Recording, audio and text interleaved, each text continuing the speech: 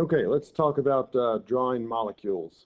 Um, First, if you're not aware, if you haven't picked up on it, you can't remember, covalent bonds deal with sharing electrons.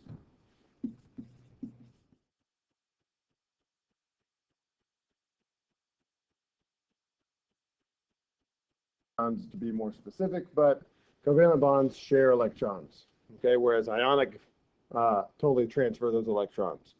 Okay, and it's all about the number of shared bonds, or sorry, the number of shared electrons. So in a single bond,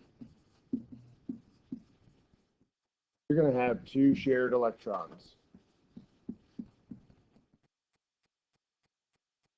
Okay, you're going to have one from each atom. Right? So that's a single bond. In a double bond, four shared electrons.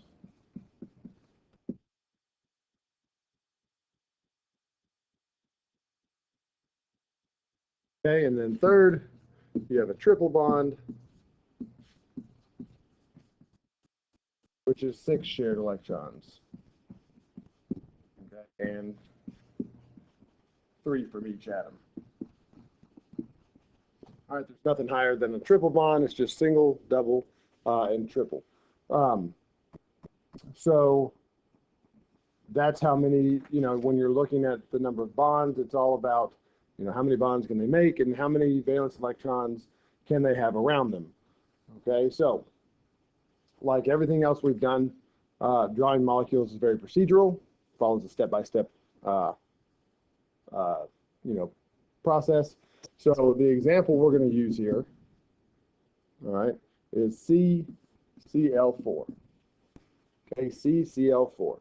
So step number one is going to be to count valence electrons.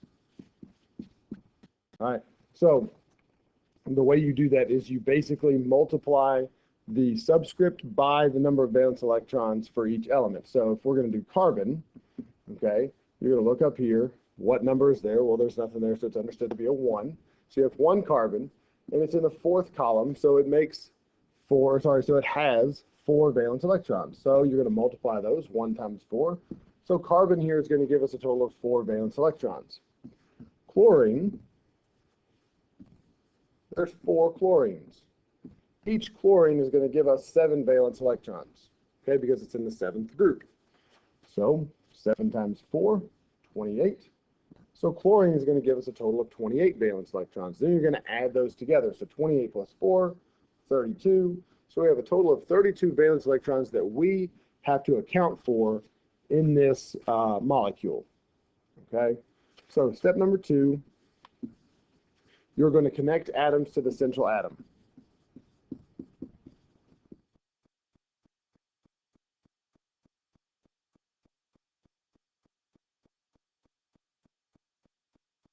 You're going to use single bonds. Okay, now, what do I mean by the central atom? The central atom is the one atom that everything else is connected to. Okay, the central atom always written first.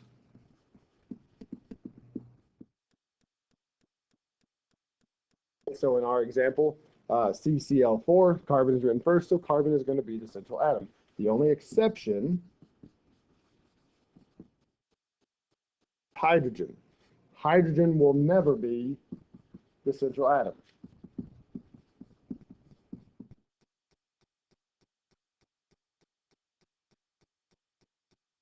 And that's in part because it can only have 2 valence electrons. So once you bond it with one thing, it's done.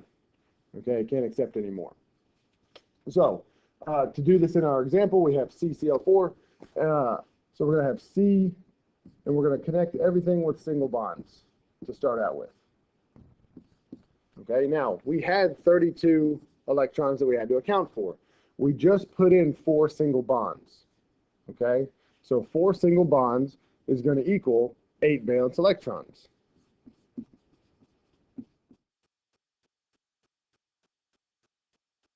Okay, so remember we talked about each single bond accounts for 2 electrons. So each bond is going to be 2. So we have 2, 4, 6, 8. So we've got 8 there. 32 minus 8 is 24.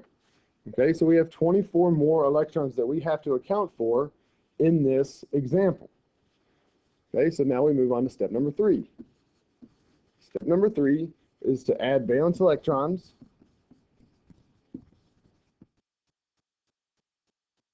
to outer elements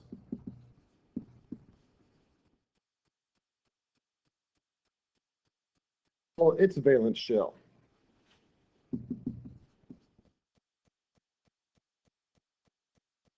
Okay, so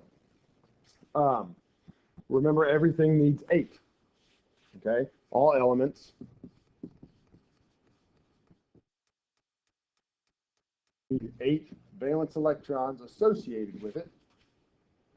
Valence electrons to be happy. Okay, remember being happy, being stable, and they want to be stable.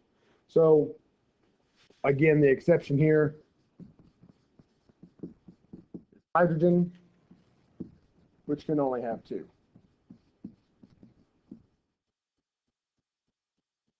All right, so if we were to draw this again, we've got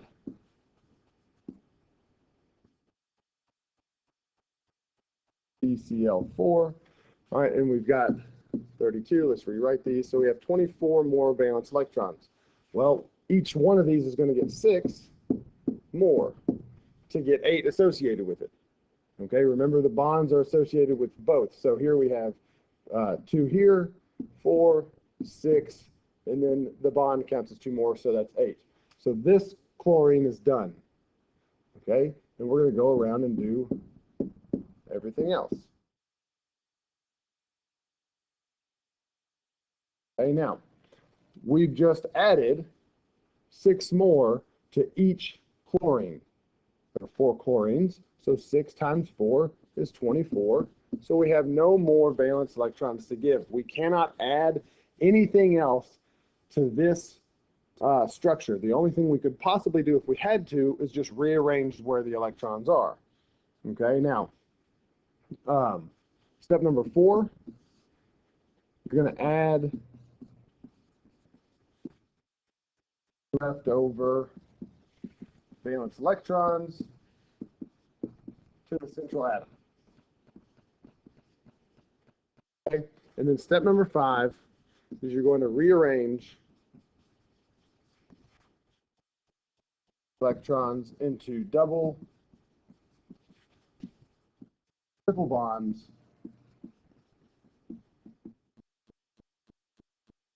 and we'll go over an example where it's needed. Okay, so for right now, if you're looking at the number of electrons that are associated with everything, we want to have 8 associated with everything. So chlorine is going to have, or sorry, this chlorine is going to have this 8. This chlorine is going to have this 8 here and there. So you can see how each of these chlorines has 8 valence electrons associated with it. Now, if we looked at carbon, okay, remember you're going to have an overlap where the bonds are concerned. So you have carbon that has these bonds and these valence electrons associated with it. So each chlorine has 8, and now carbon also has 8. So this one is done. So your answer here, if I asked you to draw this molecule, would look like that. You don't have to draw circles around the electrons, though.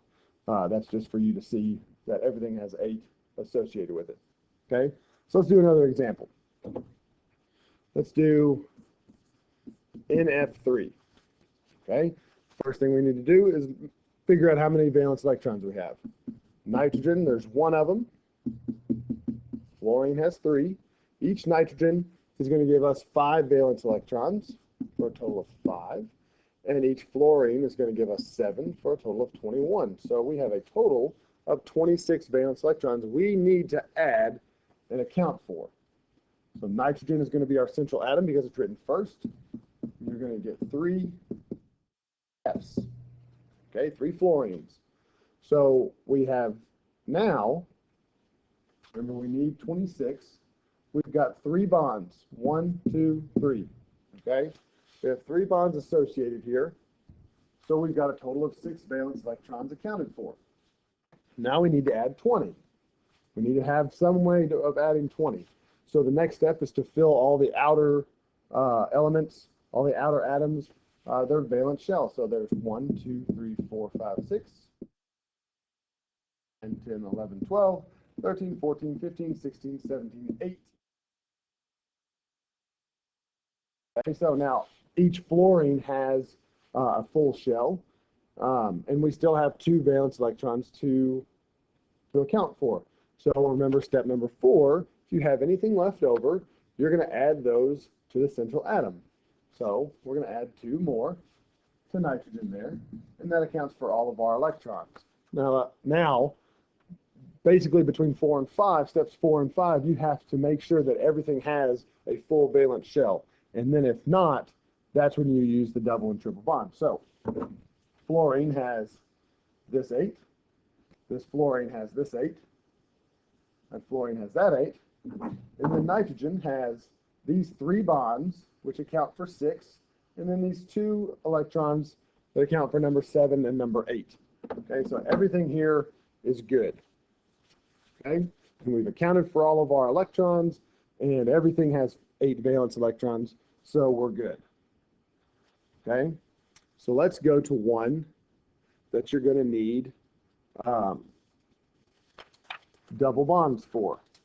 Okay, because everything else is pretty much the same. Now let's do one more. So let's say we have H2S. Okay, hydrogen is going to give us, or sorry, there's 2 hydrogens. Each one is going to give us 1 valence electron for a total of 2.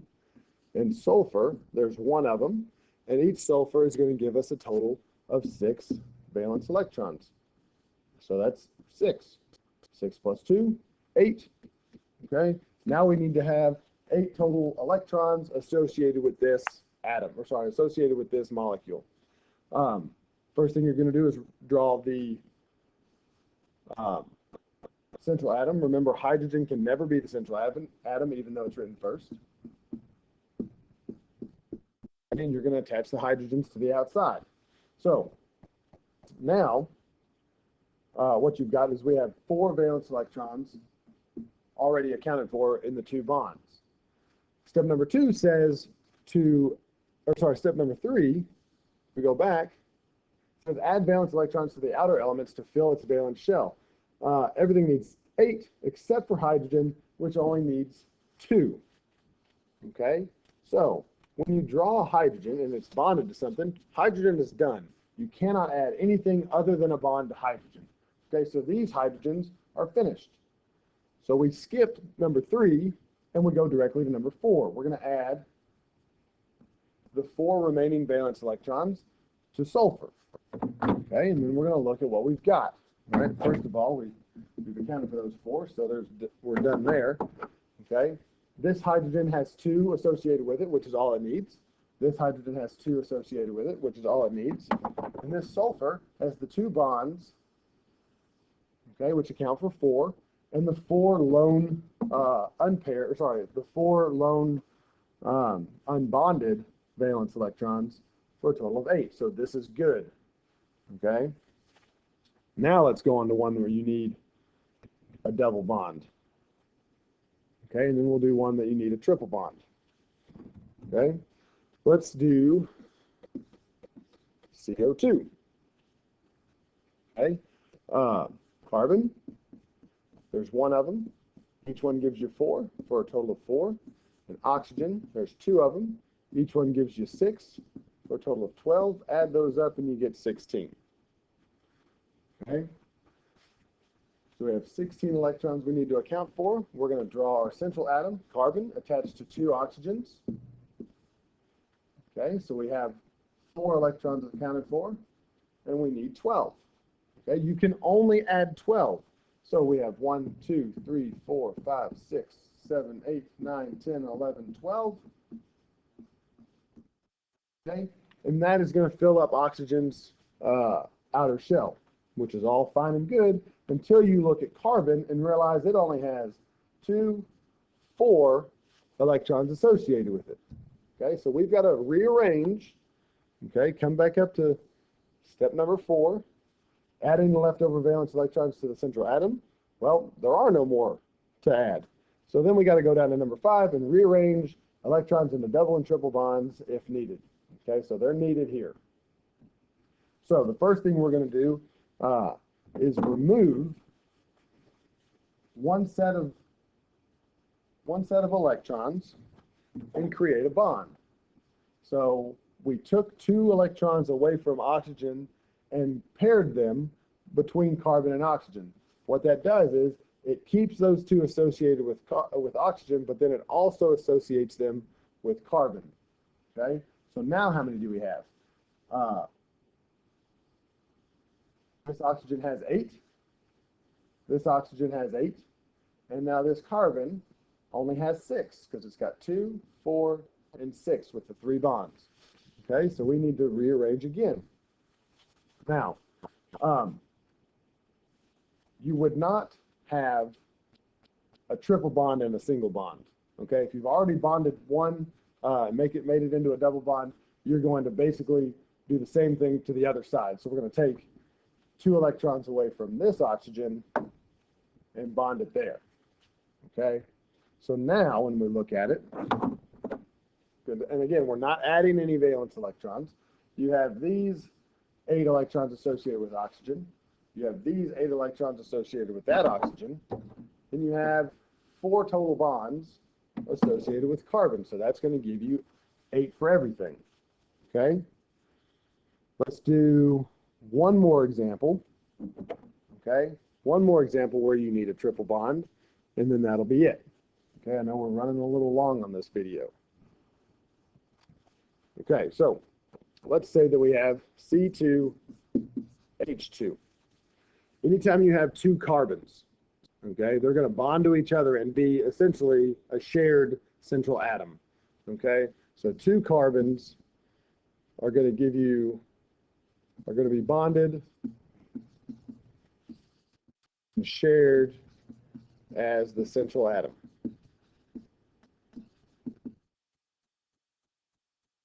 Right atom. Okay, but nothing else changes. We have 2 carbons. Each one gives us 4 electrons for a total of 8. And we have hydrogen. There's 2 of them. Each one gives us 1 for a total of 2. Add those together, and you have 10 total.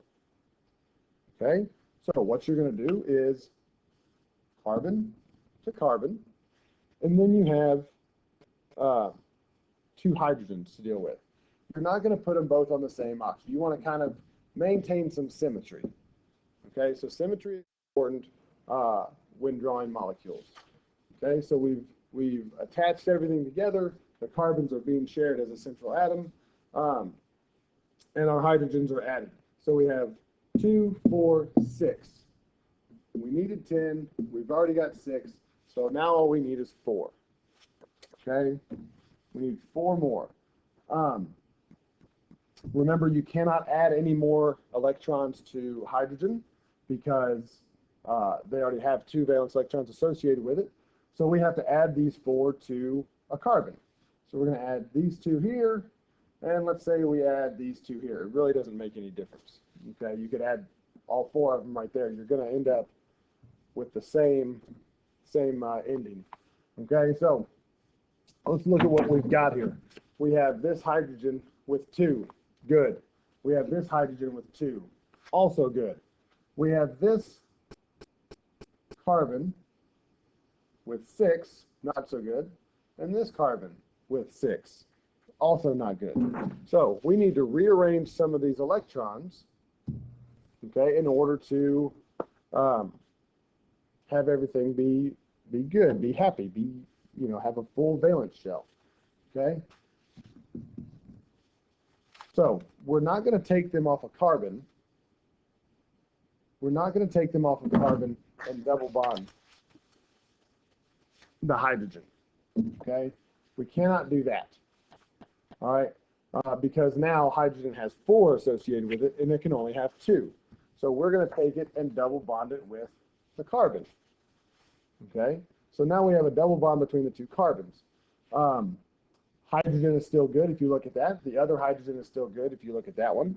Now, this carbon is good because it has 8, but this carbon still only has 6. So we need to figure out a way to get both of those to have 8. And the way we do that is take away another set and triple bond in the middle. Now, if we look at what we've got, this hydrogen is good. This hydrogen is good.